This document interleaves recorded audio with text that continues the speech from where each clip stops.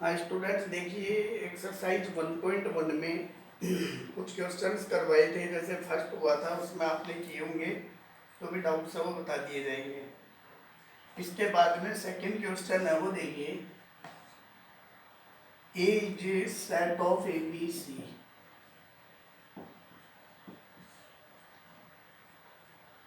And B is a other set U V W.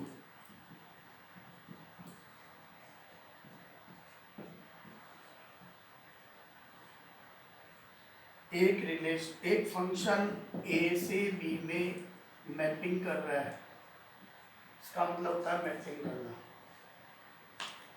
Second function है B से G B से ए में mapping कर रहा है, ये उल्टे मैपिंग हो गई। एफ डिफाइंड है इस तरह से, ए यू ए वी दिया हुआ है, जैसे इसमें बी के साथ में यू दे दिया, सी डब्ल्यू दे दिया। ऐसा डाउट ये होता है यहाँ यू होना चाहिए, लेकिन ठीक है जो लिखा हुआ है। जी दिया हुआ है, गिवन है यू बी, यू है ये 4D है, U B V A W C. Find करना है फोग एंड गोफ।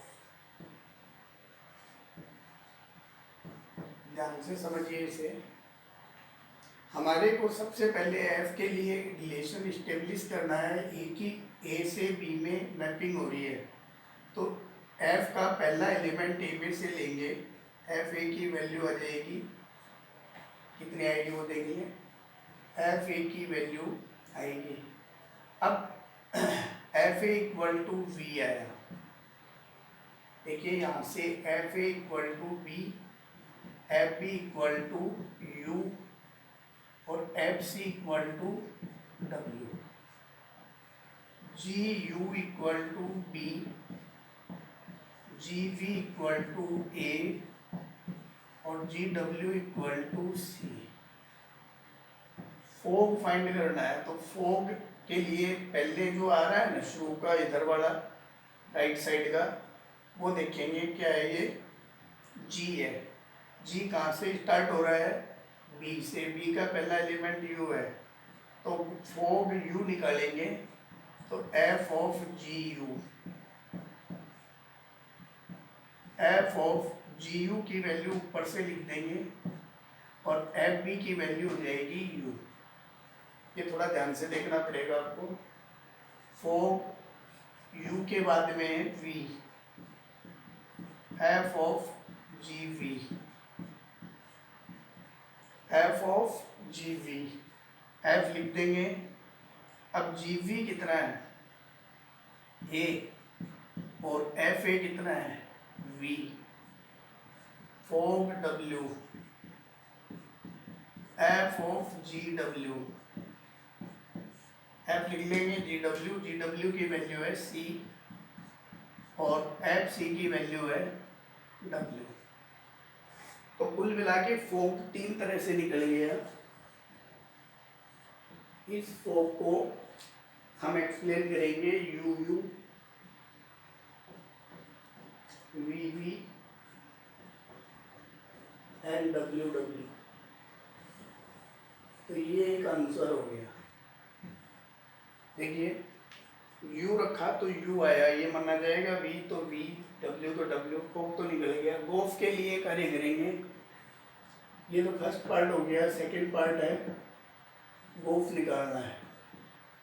तो एफ का पहला एलिमेंट ए से आएगा और ए का पहला एलिमेंट ए है, इसको एफ के अकॉर्डिंग तय करेंगे। यहाँ पे ए लिख देंगे, जी ऑफ एफ ए की वैल्यू आपने निकाल रखी है वी और जी वी की value A. Next element for B, F B, G F B की वैल्यू है यू और जी यू की वैल्यू है बी। तो ये आ गया। थर्ड एलिमेंट है C, G of F C, F C की वैल्यू है डब्ल्यू और जी डब्ल्यू की वैल्यू है सी। तो गोफ के एलिमेंट आ गए ए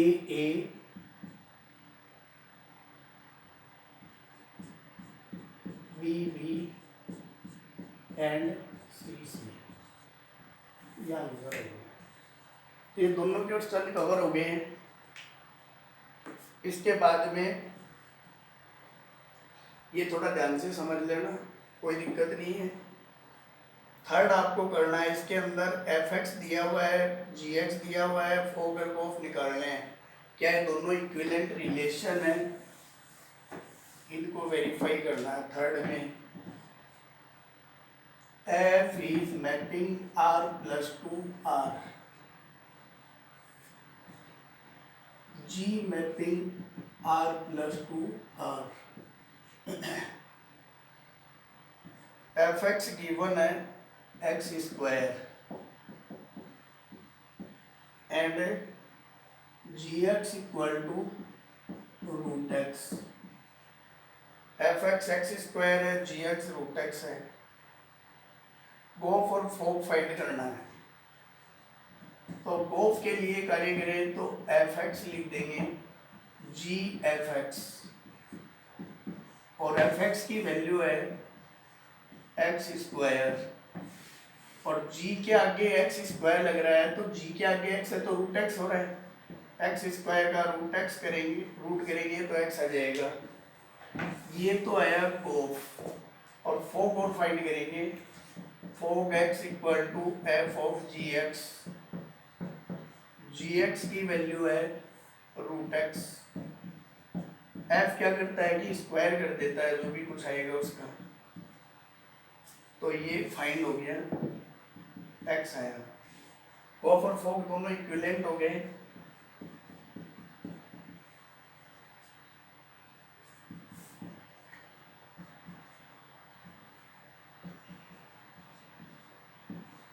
ये आंसर है।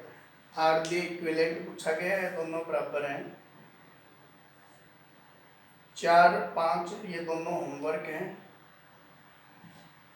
तो ये कुल मिला के आपको ये दोनों क्वेश्चंस कवर करके और भी आपको ये करने हैं। ठीक है स्टूडेंट्स, इतना कवर करना। धन्यवाद।